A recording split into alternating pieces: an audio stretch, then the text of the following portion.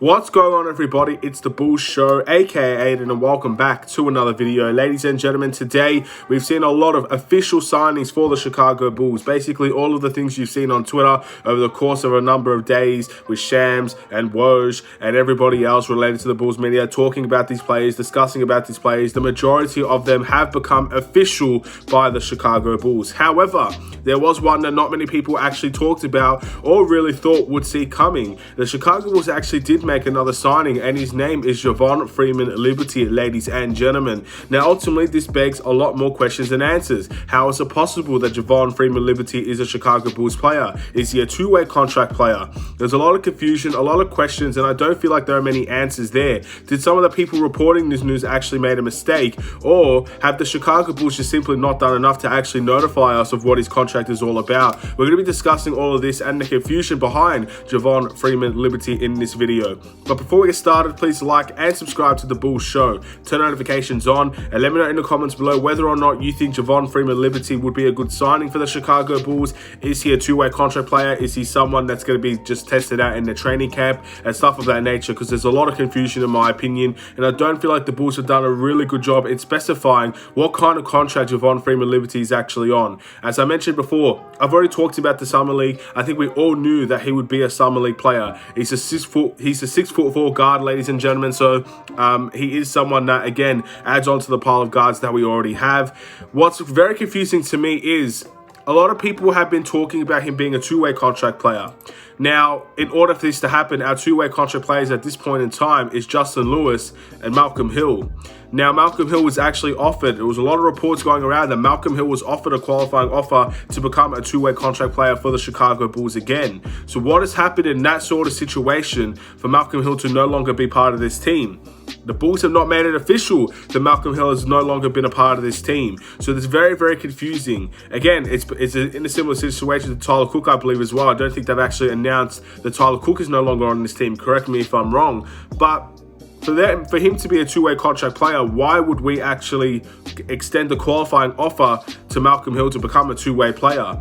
And I guess another question is, did Malcolm Hill actually turn us down, which I would find absolutely ridiculous, that he would turn down a two-way contract spot for the Chicago Bulls, full well knowing that he might not get another chance at the NBA, in all honesty. There'll be a few and far between chances for a guy like Malcolm Hill. He was a guy that not really many people saw as an opportunistic type of player in previous seasons, but because of that COVID season, so many players that you never expected to get a chance got their chance.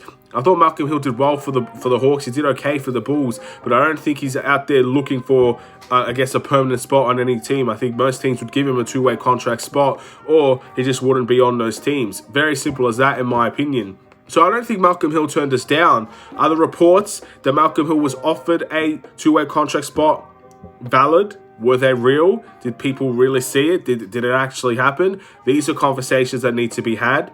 And also, did we just sign him onto a two-way contract spot and maybe waived him just so we could bring on Javon Freeman-Liberty on this team? And something else that I find very interesting as well is that when you look at the official signing of Justin Lewis to the Chicago Bulls team, it specifies in that very picture and with the Chicago Bulls post that it was a two-way contract spot in which Justin Lewis was signed on. We knew this from the very beginning. We knew this from the end of the draft, and it's official now that he's a two-way contract spot. He's there to play in the G League, play some games in the NBA, but mainly will be in the G League for the most part. That's what we see out of Justin Lewis. When you look at Javon Freeman-Liberty's actual, I guess, photo and the announcement that the Chicago Bulls have made making this official, there's no two-way contract spot to be seen in relation to the photo or the announcement that the Chicago Bulls have made. So I personally have more questions than answers. I can't sit here and say I have the solution for you guys. I personally don't know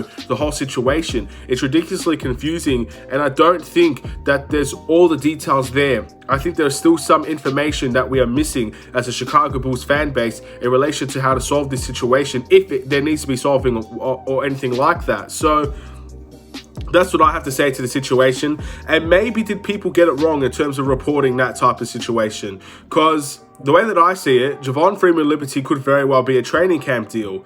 And if you don't know what a training camp deal is, it's basically he's welcome into the training camp. He's able to work with the main team, focus on the main team. He might even get a couple of preseason games where he can really show what he can do. And then ultimately after that, The Bulls have a final decision on their 15-man rotation, whether they'll cut Javon Freeman-Liberty or if they actually keep him onto this team and he actually participates for the most part. Last year, I remember that we had a couple of spots that were still available with this team where we could fully discuss and fully have that conversation of which players are going to stay on this team, which players are not going to be on this team.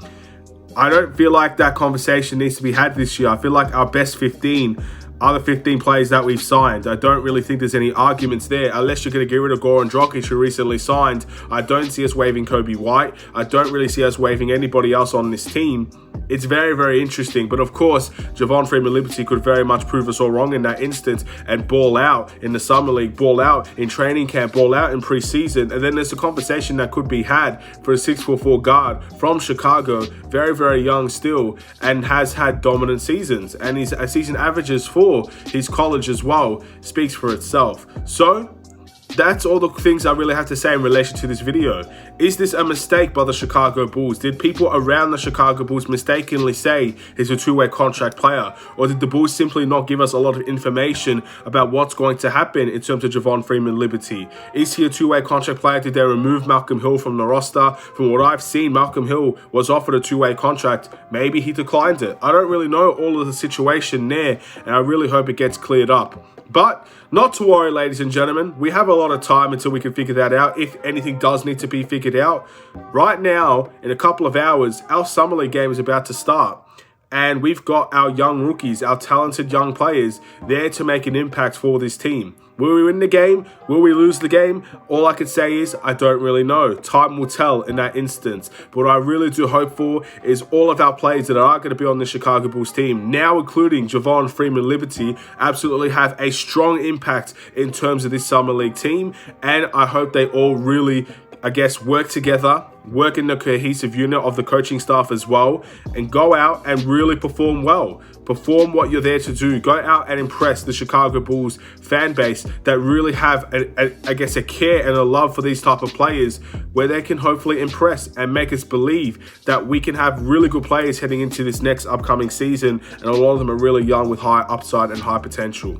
I'm hoping that could be the case. But thank you for watching nonetheless. Please like and subscribe if you're new. I'll see you in the Summer League game reaction. Funnily enough, it's actually at 6 a.m. for me, that game. So once again, waking up bright and early for some Chicago Bulls games. Usually doesn't happen towards the regular season. Usually it's all around the same time. And it's actually very convenient time. But 6 a.m., bit of a stretch, but I will be there nonetheless to watch those games. Take care. And